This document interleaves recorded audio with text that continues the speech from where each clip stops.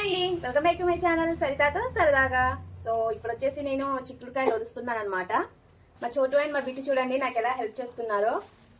మీ పిల్లలు కూడా మీకు ఇలానే హెల్ప్ చేస్తారా లేదా అనేది కామెంట్ చేయండి. అండ్ నేను వచ్చేసి ఇది చూడండి చిన్న చిక్కుడుకాయలు. ఇప్పుడు చిక్కుడుకాయల సీజన్ కదా, సో ఈ చిక్కుడుకాయ కర్రీ చాలా అంటే చాలా బాగుంటుంది. చిక్కుడుకాయ కర్రీ అండ్ జొన్న రొట్టెలు రెండు చేస్తున్నాను అనమాట.